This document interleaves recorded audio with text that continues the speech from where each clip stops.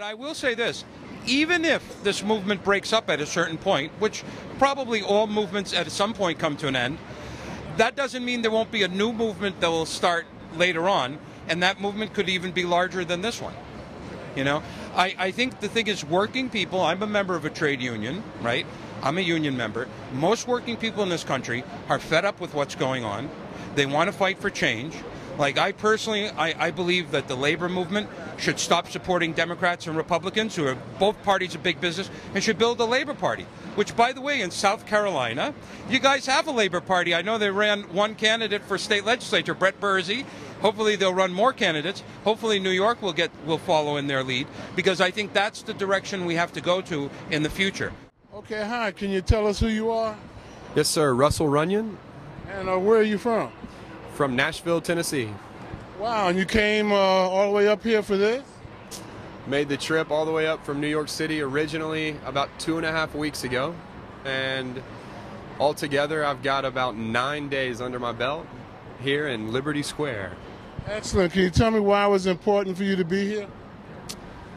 For me, my goal, my personal goal, which the word, I want to be careful when I say personal goal, because ultimately we're here for everybody else, but my personal goal is to unite this movement, and I feel like the best way to do so is to serve food, so all kind of different work groups. People are giving away clothes. There's a library full of all kinds of books that help educate people on what the movement, what's going on here. And also a number of other resources that, as you can see, it's all free, it's all donated by the city and by its patrons, and it's a pretty amazing thing to be a part of. But again, in a few short words, my personal goal is to unite the people. This is the 99%, and we are against corporate greed. Now, this is the message that the protesters say. Again, I wouldn't call myself a protester, and you've got a lot of interesting people that are here, and I think for different reasons. But the consensus is that we are the working class. The middle class is shrinking. Large corporations virtually control and own the government. The Democratic and Conservative Party are largely, again, you know, under the influence of corporate America. Can you give us an idea of some of the different concerns you heard from people that have been here? Some of the concerns, you know, I mean, basically there's just so many concerns. Everybody has, you know, their individual personal ideas of what they're wanting to see change in the world. But what I see as sort of the core of what's going on here is that we as a collective are calling for a major change, a major systemic level change. And, you know, to pick out specific concerns, to say, okay, what's their specific goals, is almost like, you know, asking to fix the symptoms, but not, you know, going at the deeper issue. And for me, at this point, what I'm seeing is that there's sort of this collective movement towards major change in the world that's just being called for. And what I really appreciate is that people are sort of holding that higher value right now, and it's like kind of like the sky's the limit at the moment. And I don't feel like we know exactly what it is that we're calling for, but we're calling for something major. And I would hate to see it sort of limited to 5 goals, and then we all go home.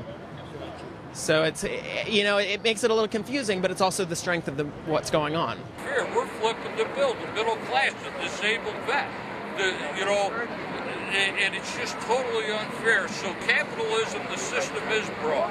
It's like a cancer right now. I'm from North Carolina. Okay, and why did you come all the way up here for this?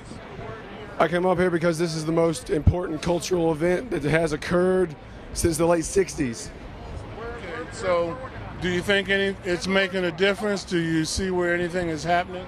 Well, I've heard complaints of, you know, stuff happening too slow, but I think that's a bunch of malarkey.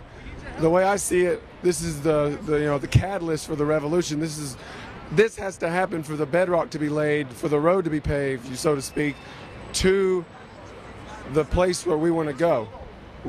which is So for people that's watching this, what do you want them to know? What can you say to them in terms of why you guys are doing this? okay. Well, we live in a world where, or a country, I should say, we live in a country where our the highest court in the land, the Supreme Court, has gone along with the notion that might as well be that the sky is red, because corporations aren't people. The only thing corporations hunger for is more profits. You know what I mean? And we have to implement a new economic system that puts people above profits, and it puts the stakeholder above the shareholder. And what I mean by that, a stakeholder is everything from, the people working that are affected by it, employees, to the environment that's affected to it, all the way to future generations that will be affected by anything that has to do with it. And right now we live in a system where all that matters is profit, all that matters is constant consumption, all that matters is the next quarter, and it's not logical, it's not realistic. As a farmer, I know that when you use everything, it's gone, and it's not logical at all to think you can just constantly consume. You look like you're pretty young. Can you give us an idea how old you are? I'm 24. I turned 24 on Friday when I got here, man. Okay, well, can you tell us your name first? Hi, I'm Ann Pruden from Suffolk, Virginia. Okay. People need jobs. We need jobs and housing for working class people. Okay, so how long have you been out here? I don't spend the night. Huh?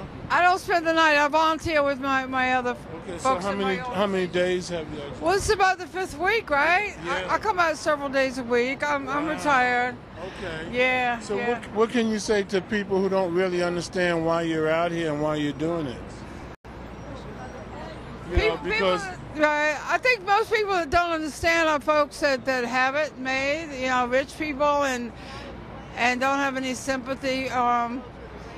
But I would say to come down and, like yourself, view it yourself, talk to other people. We're down here for a variety of reasons. Everybody is not agreeing with me or me with them, as you know.